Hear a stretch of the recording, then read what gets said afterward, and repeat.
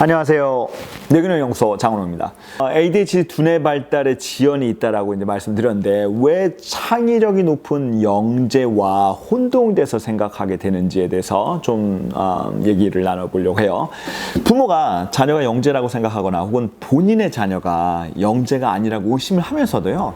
주위에서는 영재 테스트 한번 받아봐야 되는 거 아니야? 라고 이제 뭐 부추기거나 혹은 영재성과 ADHD 아동들의 행동의 특이성 때문에 많은 혼란이 존재하는 것 같아요. 그래서 ADHD가 실제로 진단하기 어렵다는 거에 대해서 제가 이제 지난번 그 동영상에서 간단히 말씀드렸는데 실제 ADHD를 진단하고 판별하는 전문가인 의사나 혹은 임상 심리사들을 대상으로 한 연구에서도 진단 기준을 엄격하게 지키기보다는 자신의 경험이나 직감에 의존하는 경우들도 상당수 많고요. 그리고 다른 질환이나 특성에 의한 아동의 특이적 행동이 ADHD로 판별되는 경우들도 많다라고 하였습니다. 그래서 전문가들도 ADHD를 명확히 진단하기가 어려운 게 사실이에요. ADHD 두뇌 문제인 실행 능력이 실제로 일상생활의 다양한 부분에서 문제라고 인식되는데 대부분의 인지 검사를 해보게 되면 정상으로 나오는 경우도 굉장히 많아요. 과연 그러면 우리 아이는 ADHD인가? 혹은 영재인가를 어떻게 구분할 수 있을까요? ADHD와 영재 아이들의 과잉성이 다르게 나타나고요. 영재 아이들은 이를 조절할 수 있는 실행 능력이 더 발달되어 있습니다. 일단 영재와 ADHD가 다른 점은 과잉성이 다릅니다. 아동이 ADHD 혹은 영재인지를 정확하게 판별하기 위해서는 과잉 행동에 대한 명확한 정의가 필요합니다. 그래서 ADHD와 영재의 특성을 구분하기 위해 과잉 행동이라는 용어가 사용되긴 하는데 영재 아동이 보이는 과잉성은 대체로 집중적이고 방향성이 있어요. 그런데 그에 반면에서 ADHD 과잉 행동은 무작위적이고 목표 지향적이지 않은 경우가 많습니다. 그런데 과잉성이 다르긴 하지만 영재나 ADHD 아이에게서 보이는 호기심, 즉 정신적으로 과흥분하는 과흥분성은 매우 비슷해 보입니다. 그래서 호기심은 잠시도 가만히 있지 못하고 꼼지락꼼지락거리고 말을 빨리 하고 끊임없이 움직이고 그리고 흥미있는 생각이 한번 몰두하게 되면 다른 사람 말조차 들리지 않을 만큼 집중하기 때문에 주의력 결핍이나 혹은 과잉 행동으로 보일 수 있는 경우들이 많습니다. 그래서 그렇기 때문에 부모에게는 무척이나 이제 혼란스러운 거죠. 영재나 ADHD 아동들에게서 공통적으로 보이는 그 호기심, 정신운동적 과흥분성은 상상적 과흥분성과 정서적 과흥분성으로 구분되고 또한 공통적으로 잠재적 억제력이 감소합니다. 상상적 과흥분성이 심하다. 그래서 백일몽이나 주변의 집중을 잘 안 하고 안 듣고 있어서 주의 산만으로 보이는 경우죠. 그리고 두 번째는 정서적 과흥분성이 심해요. 그래서 쉽게 정서적으로 흥분하거나 새로운 것을 접할 때 막 과하게 반응하는 거죠. 그래서 막 새로운 거 막 뜯을 때, 언박싱 할 때 막 보게 되면 이런 과흥분성이 보이는 거죠. 그래서 이제 그런 것들이 이제 ADHD 정서적 특성으로 보일 수도 있는 거라고 볼 수 있습니다. 그리고 이제 세 번째는 잠재적 억제력이 감소되어 있습니다. 그래서 높은 창의성을 보이는 사람들은 잠재적 억제력이 감소한다고 알려져 있는데요. 좀 어렵네요. 그죠?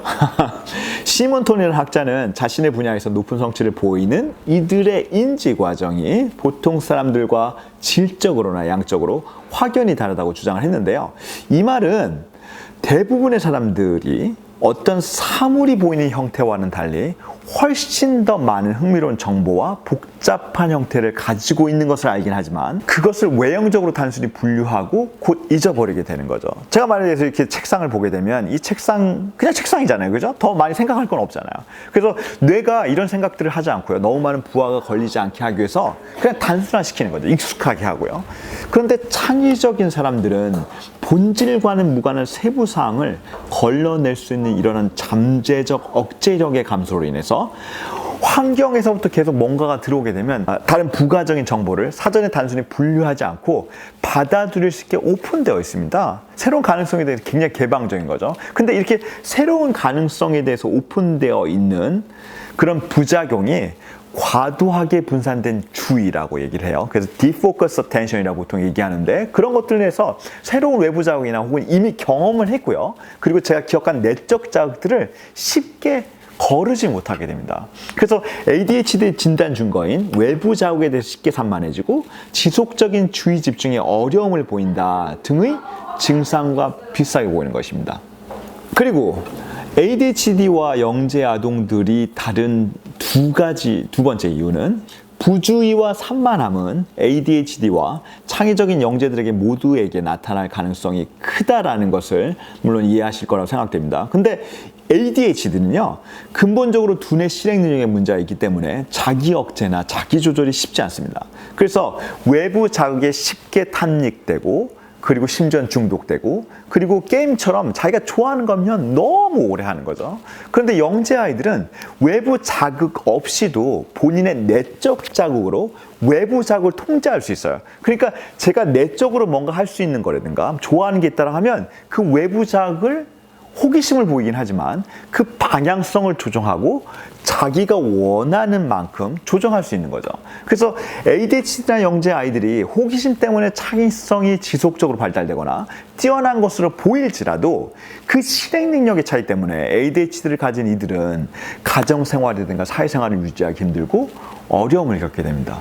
ADHD는 질적으로 다른 특별한 두뇌 기능을 가지고 있다기보다는 언어를 하지만 더 잘하는지 아니면 그러니까 덜 하는지에 대한, 혹은 키가 큰지 아니면 작은지와 같은 양적인 차이를 가지고 있습니다. 물론 그 기능을 수행할 수는 있어요. 근데 그 두뇌 기능에 따라서 양적인 차이는 분명히 존재합니다. 그래서 ADHD 아동들이 IQ가 떨어지는 것도 아니고 직접으로 분명히 알고 있지만 행동하고 잘 실행하지 못하고 본인을 조절하지 못하는 것은 두뇌의 실행 능력이 문제이기 때문입니다.